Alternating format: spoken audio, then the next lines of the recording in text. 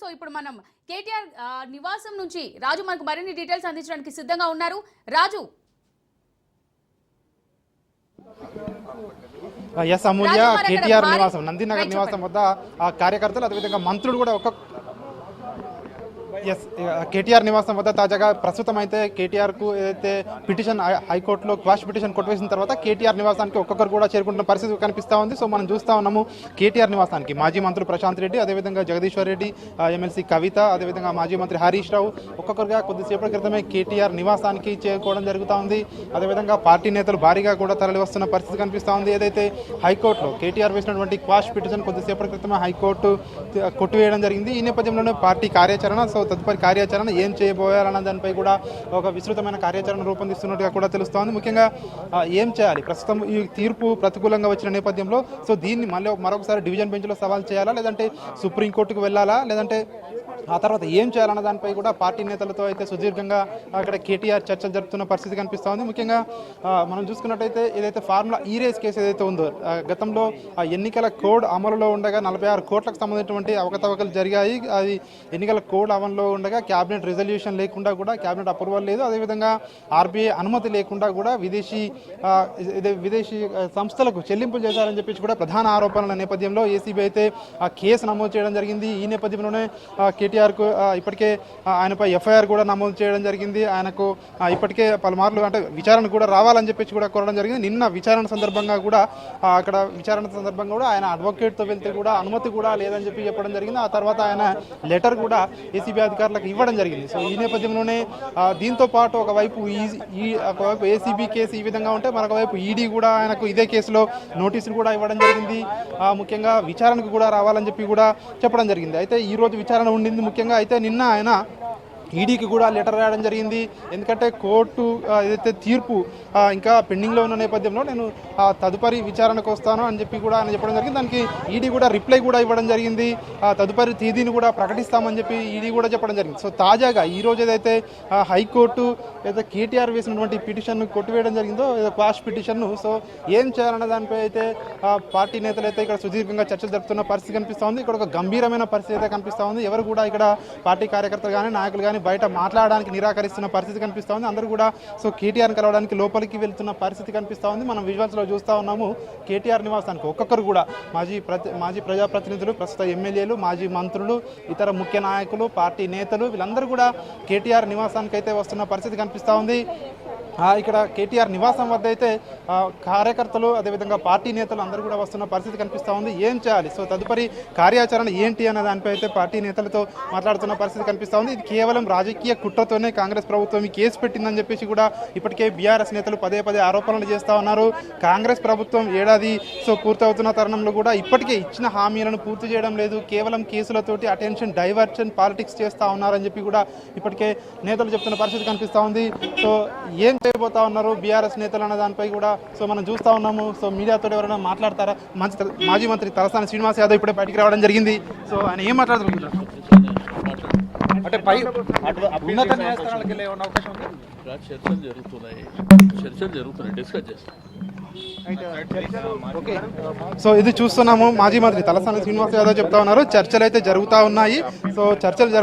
So తర్వాత ఏం చేయాలనే దానిపై కూడా త్వరలోనే ప్రకటిస్తామని చెప్పేసి అన్నట్టు కూడా ఆయన ఎక్కువగా దీనిపై స్పందించడం అయితే లేదు. మొత్తానికి పార్టీ నేతలు అయితే ఒక్కొక్కరిగా కూడా చేరుకుంటున్నారు. మాజీ మంత్రులు, ఎమ్మెల్యేలు, ఇతర ముఖ్య నేతలు చేరుకుంటా ఉన్నారు. ఇప్పటికే ఎమ్మెల్సీ కవిత, మాజీ మంత్రులు, హరీష్ రావు, ముఖ్య నేతలు, అదేవిధంగా ఇతర ప్రజాప్రతినిధులు కేటీఆర్తో చర్చలైతే జరుపుతున్న పరిస్థితి కనిపిస్తూ ఉంది. అమూల్య. రాజు, ఇప్పుడు మనం చూసినట్టయితే కేటీఆర్ చెప్పిన మాటలను బట్టి అసలు ఈ కేసు చెల్లదు అని చెప్పారు.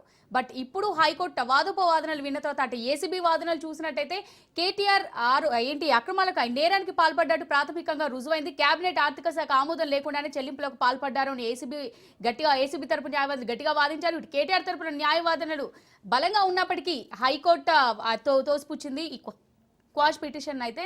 సో నెక్స్ట్ సుప్రీంకోర్టుకు వెళ్లే అవకాశాలు ఎక్కువగా కనిపిస్తున్నాయి. మరి సుప్రీంకోర్టులో కూడా ఒకవేళ తీర్పు ప్రతికూలంగా వచ్చినట్టయితే నెక్స్ట్ ఏంటి మరి కేటీఆర్ తదుపరి కార్యాచరణ ఏ విధంగా ఉంటుంది అనుకోవచ్చు?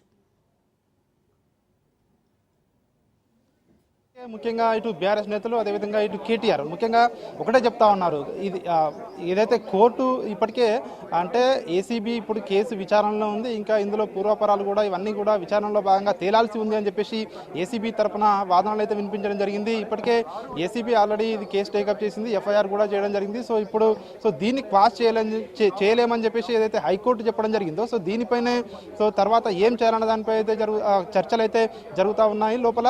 సో సుప్రీంకోర్టుకు వెళ్ళవలసి వస్తే సో ఈ రోజు ఖచ్చితంగా ఈ రోజే సుప్రీంకోర్టులో పిటిషన్ సో దాఖలు చేయనున్నట్టుగా కూడా మరి సో చేయాలా అన్నట్టుగా కూడా చర్చలు జరుగుతూ ఉన్నట్టుగా కూడా తెలుస్తా ఉన్నాయి లోపల. సో మనం చూస్తూ ఉన్నాము ఇక్కడ బయట కూడా ఇప్పటికే చాలా మంది కూడా అక్కడికి కేటీఆర్ నివాసానికి అయితే చేరుకోవడం జరిగింది. సో వాళ్ళ న్యాయవాదులు కావచ్చు, అదేవిధంగా పార్టీ నేతలతో కావచ్చు, ముఖ్యంగా సో ఇప్పటికే మాట్లాడుతున్న పరిస్థితి కనిపిస్తూ ఉంది. ఎందుకంటే పార్టీ క్యాడర్కి కానీ ఒకవేళ కనుక ఏసీబీ కనుక ఇంకా ఏమైనా చర్యలు తీసుకుంటే ఏంటంటే అరెస్ట్ వరకు కూడా వెళ్ళే అవకాశం కూడా ఉంది అన్న ఇప్పటికే వార్తలు అయితే వినిపిస్తూ ఉన్నాయి. ఏసీబీ సో ఇప్పటికే 9th అయితే సో టైం కూడా ఇవ్వడం జరిగింది. సో అంతలోపు ఏం పరిణామాలు జరగబోతా ఉన్నాయి, లేదంటే 9th రోజు అరెస్ట్ చేస్తారా నేరుగా సో కేటీఆర్ను అని సో ఒక చర్చలు అయితే కొనసాగుతున్న నేపథ్యంలో సో ఏం చేయబోతా ఉన్నారు అంటే క్యాడర్కు అదేవిధంగా క్యాడర్ ఏం చేయాలి, ఒకవేళ కేటీఆర్ కనుక కేటీఆర్ పైన ఎట్లాంటి చర్యలైనా ఏసీబీ తీసుకుంటే సో తర్వాత పార్టీ సో ఏ విధంగా ముందుకు వెళ్ళాలి, సో పార్టీ నేతలకు కానివచ్చు ఎట్లాంటి దిశానిర్దేశం చేయాలి అనే దానిపై అయితే ప్రస్తుతం అయితే చర్చలు జరుగుతూ ఉన్నట్టుగా కూడా తెలుస్తూ ఉంది. సో దీన్ని ఏ విధంగా ఇటు న్యాయస్థానాల్లో ఎదుర్కోవడంతో పాటు ఇటు ప్రజాక్షేత్రంలో కూడా దీన్ని ముఖ్యంగా కాంగ్రెస్ ప్రభుత్వం ఏదైతే పొలిటికల్ మోటివ్ తోటి ఇదైతే కేసులు పెట్టిందని చెప్పేసి కూడా ఇవన్నీ ప్రజల్లోకి తీసుకుపోవడంతో పాటు న్యాయస్థానాల ద్వారా ఇటు పోరాటం చేయడం ఇవన్నీ కూడా సో సైమల్టేనియస్గా ఏ విధంగా ముందుకు తీసుకెళ్లాలి అనే దానిపై అయితే లోపల చర్చలు జరుగుతూ ఉన్నట్టుగా కూడా మనకు తెలుస్తూ ఉంది. సో ఇవన్నిటి నేపథ్యంలోనే ఇప్పటికే నేతలు అయితే ఒక్కొక్కరుగా అయితే కేటీఆర్ నివాసానికి ఇప్పటికే చేరుకుంటున్నారు. ఇప్పటికే కేటీఆర్తో ఇప్పటికే పార్టీ కీలక నేతలు, పార్టీ ముఖ్య నేతలు అయితే మంతనాలు జరుపుతున్న పరిస్థితి మనకు కనిపిస్తూ ఉంది. సో మరొక వైపు ఎర్రవల్లి ఫామ్ హౌస్లో కూడా కేసీఆర్ కూడా ఇతర ఏదైతే లీగల్ ఎక్స్పర్ట్స్ ఉంటారో వాళ్ళతో కూడా మాట్లాడుతూ ఉన్నట్టుగా కూడా మనకు సమాచారం అందుతూ ఉంది. సో తర్వాత ఏం చేయబోతా ఉంది ఏసీబీ అనే దానిపై అయితే ఒక ఉత్కంఠ కొనసాగుతూ ఉంది. ముఖ్యంగా పార్టీ నేతలకు ఎట్లాంటి దిశానిర్దేశం చేయాలి, అదేవిధంగా ముఖ్యంగా కాంగ్రెస్ పార్టీ వైఫల్యాలు, కాంగ్రెస్ పార్టీ చేస్తున్నటువంటి అన్నీ కూడా ఖచ్చితంగా ప్రజల్లోకి తీసుకెళ్లాలి, ఏ విధంగా తీసుకెళ్లాలి అనే దానిపై అయితే చర్చలు చేస్తూ ఉన్నట్టుగా అయితే తెలుస్తోంది. పార్టీ ముఖ్యంగా కేటీఆర్ నివాసం మధ్య అయితే ఒక గంభీరమైన పరిస్థితి అయితే మనకు కనిపిస్తూ ఉంది. రాజు, మరి ఇప్పటి వరకు కేటీఆర్ నివాసం దగ్గరికి బీఆర్ఎస్ నుంచి ఎవరెవరు నేతలు చేరుకున్నారు?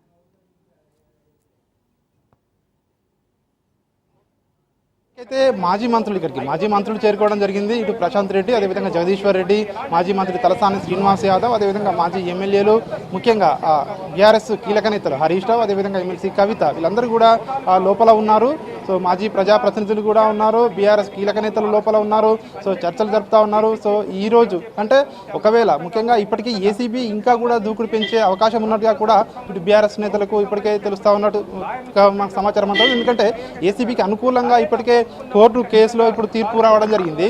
సో ఇంకా కూడా ఏసీబీ దూకుడు పెంచే అవకాశం ఎక్కువగా ఉన్నట్టుగా కూడా తెలుస్తూ ఉంది. కాబట్టి ఏసీబీ ఇంకా ఫర్దర్ ఎట్లాంటి స్టెప్స్ తీసుకోబోతా ఉంది, కేటీఆర్ అరెస్ట్ వరకు కూడా వెళ్తుందా, సో ఇంకా ముఖ్యంగా ఏసీబీ కేటీఆర్ ఇళ్లపై రైడ్ కూడా చేస్తుంది అన్న ఆలోచనలో బీఆర్ఎస్ నేతలు ఉన్నట్టుగా కూడా తెలుస్తూ ఉంది. ఎందుకంటే ఇప్పటికే ఏదైతే ఈ ఫార్ములా రేసుకు సంబంధించి ఎన్నికల సమయంలో దానికి సంబంధించి క్యాబినెట్ రెజల్యూషన్ లేకుండా కూడా కేటీఆర్ సో దీనికి ఏదైతే ఈ డబ్బులు ట్రాన్స్ఫర్ చేయడానికి ముఖ్య కారకుడు అని చెప్పేసి ఏసీబీ చెప్తా ఉన్న పరిస్థితుల్లో ఇప్పటికే అంటే ఈ యొక్క అక్రమాస్తుల ఆస్తులు అంటే ఇక్కడ అవినీతి లేదు, సో అవినీతి నిరోధక శాఖ ఏ విధంగా కేసు పెడుతుందని ఒక వాదన ఒకవైపు తీసుకొస్తూ సో మరొక వైపు సో బీఆర్ఎస్ నేతలు ఆరోపిస్తున్న పరిస్థితి కనిపిస్తూ ఉంది. ఖచ్చితంగా కేటీఆర్ ఇళ్లపై రైడ్స్ చేస్తారేమో అన్న అనుమానం కూడా మాకు ఉంది అన్నట్టుగా కూడా బీఆర్ఎస్ నేతలు అయితే చెప్తున్న పరిస్థితి కనిపిస్తూ ఉంది. సో వీటన్నిటిని సో ఎదుర్కోవడానికి ఇటు న్యాయస్థానాలను తట్టడంతో పాటు ఇటు ప్రజాక్షేత్రంలో కూడా సో ఏ విధంగా వెళ్ళాలి, పార్టీ క్యాడర్కు కూడా ఒక దిశా నిర్దేశం చేయాలని చెప్పేసి బీఆర్ఎస్ నేతలు అయితే చర్చలు జరుపుతున్న పరిస్థితి కనిపిస్తూ ఉంది. సో మొత్తానికైతే కేటీఆర్ ఇంటి వద్ద అయితే సో పరిస్థితి చూస్తే ఒక గంభీరంగా ఉంది. నేతలందరూ కూడా కేటీఆర్కి సంఘీభావంగా కేటీఆర్ను కలవడానికి ఒక్కొక్కరుగా కేటీఆర్ ఇంటికి వస్తున్న పరిస్థితి కనిపిస్తూ ఉంది. సో ఏం చేయబోతున్నారు దానిపై అయితే ఒక ఉత్కంఠ అయితే కొనసాగుతున్న పరిస్థితి కనిపిస్తూ ఉంది. Right, thank you Raju. So